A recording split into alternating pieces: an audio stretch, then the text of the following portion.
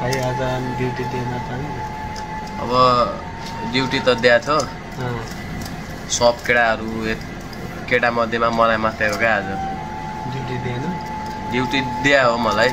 तर अब एकजना एक्लै जानु पर्दाखेरि बुद्धि हुन्छ त्यही भएर अब नजाने विचारमा थिएँ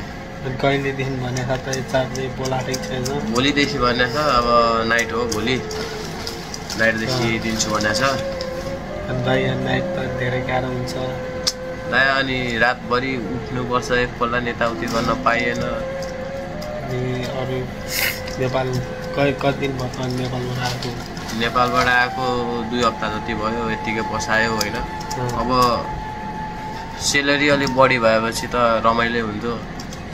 सेलरी चाहिँ अब कति भनेर त्यहाँदेखि आएको भाइ सेलरी त 1000 हो अब यहाँ पैसा अब निकै काट्ने भयो महिनै पछि काट्ने अब त्यो पैसा नि कसरी बचाउने लुगा धुनु पर्यो महिनै पछि 10 रुपैयाँ काट्छ अरे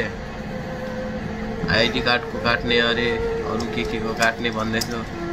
अनि 1000 रुपैयाँ सेलेरीमा मैले कता बचाउने घर पठाउने कि यहाँ पैसा आफू राख्ने अलिअलि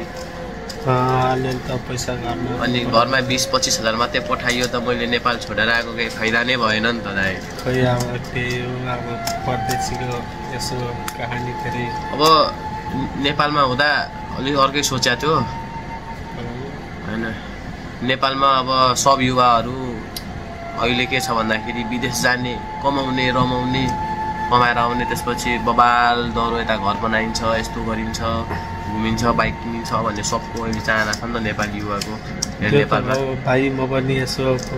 बाइक साइक किन्छु भनेर आएको तर त्यो सपना नहेर्दा हुन्छ क्या खाडी मुलुकमा चाहिँ अब भने जस्तो भाइ केही नहुँदो रहेछ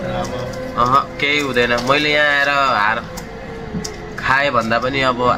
ऋण त मान्नु पर्यो होइन 2 लाख ऋण गरेर आएछ के गर्नु अब ऋण त मान्नु पर्यो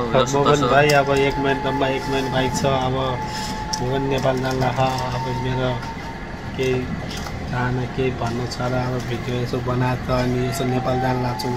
यसो म त अब के भन्छु भन्दाखेरि हाम्रो यो भिडियोको मकसद एउटै छ होइन हाम्रो नेपाली युवाहरू भरसक बुझेर आउनु होला र 1000 सेलेरी भनौँ भने 1000 सेलेरी त नपाउनु होला होइन पाउँदैन यहाँ अब तपाईहरुले ट्राई गर्नुभयो भने युरोप कन्ट्री अलि राम्रो देश हैन छ ठाउँहरु उता जानुहरु खर्च गरेर तर खाडी मुलुकमा चाहिँ पैसा छैन है तपाईलाई अब यहाँ तपाईलाई खाएर पनि बस्दैन क्या खाना बस्न कम्पनीको भए पनि केही पनि खानुहुन्न महिना दिनसम्म केही चाहिदैन चाहियो नि हैन अब केही बिरामी मात्रै हुनु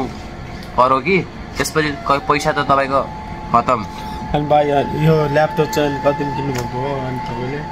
यो मैले यहाँको 10 रुपैयाँमा किने हो हजुर 10 रुपैयाँमा किने 10 दिन नि चलेन बिग्रिसक्यो यसलाई भातभुत